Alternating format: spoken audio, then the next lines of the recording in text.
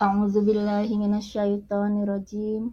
Bismillahirrahmanirrahim. Assalatu wassalamu ala asrafil anbiya'i wal mursalin wa ala alihi wa sahbihi ajma'in. Asyhadu an la ilaha illallah wa asyhadu anna Muhammadar Rasulullah.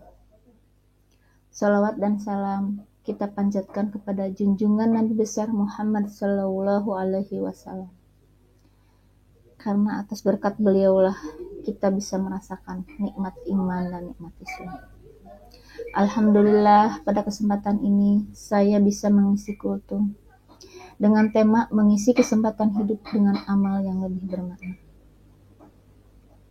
Seorang muslim dituntut untuk senantiasa meningkatkan kualitas hidupnya sehingga keberadaannya bermakna dan bermanfaat di hadapan Allah Subhanahu wa taala, yang pada akhirnya mencapai derajat hidup yang diliputi kebaikan. Waktu adalah modal dasar bagi setiap orang untuk menentukan kualitas hidupnya. Semakin baik dia dalam menggunakan waktu, maka semakin baik pula kualitas hidup yang dimilikinya. Baik atau buruknya seseorang dalam menggunakan waktu ditentukan oleh hal apa yang ia lakukan terhadap waktu yang dimilikinya. Di dalam Quran surat Al-Asr dikatakan bahwa a'udzubillahi minasyaitonirrajim. Bismillahirrahmanirrahim. Wal 'asr.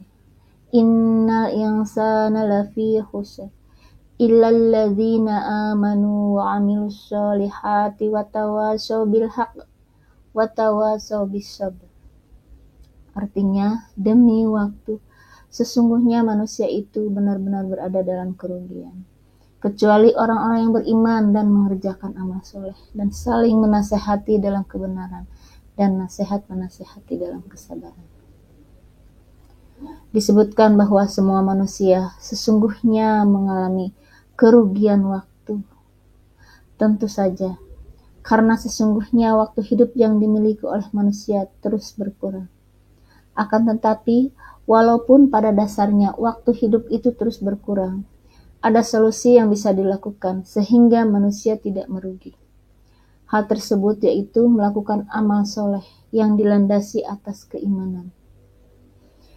Di ayat tadi dikatakan juga bahwa yang tidak merugi itu yaitu yang saling menasehati dalam kebenaran dan saling menasehati dalam kesabaran.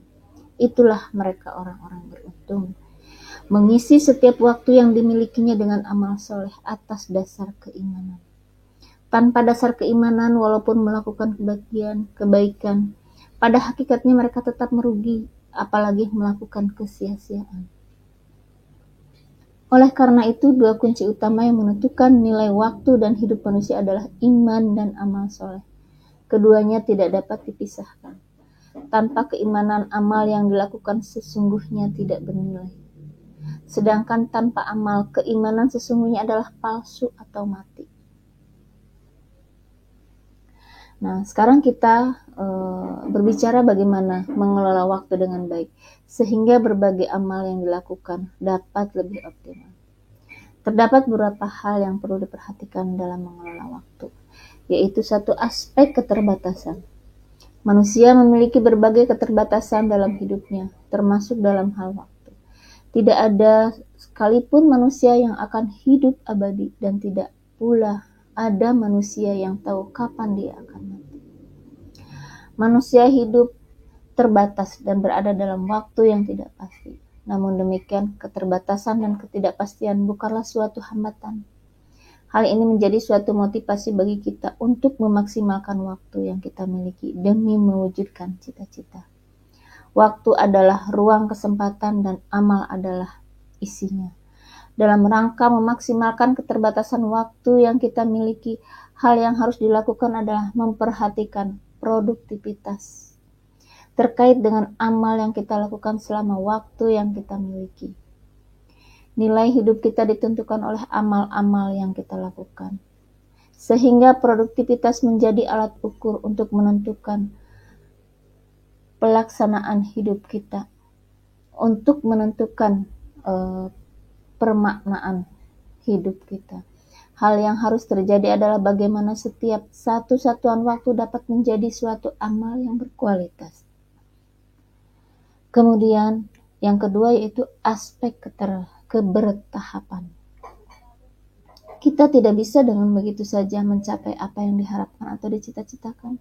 Diperlukan kerja keras, perjuangan dan pengorbanan dalam mewujudkan cita-cita yang kita miliki.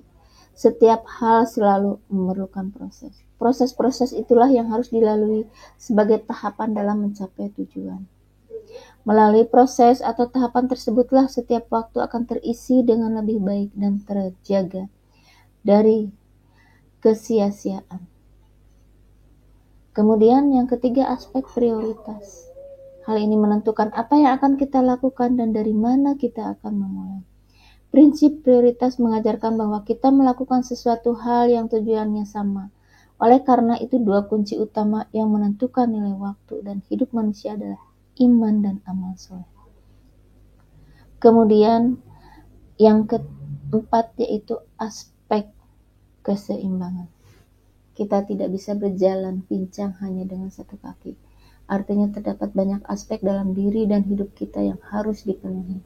Tidak bisa ditinggalkan, karena tanpa keseimbangan ini kita tidak akan bisa berdiri tegak dan stabil. Terkait keseimbangan ini misalnya perlu diperhatikan keseimbangan antara pribadi dan sosial, ilmu dan amal, akal dan hati, ruhiyah dan jasadiah, material dan spiritual.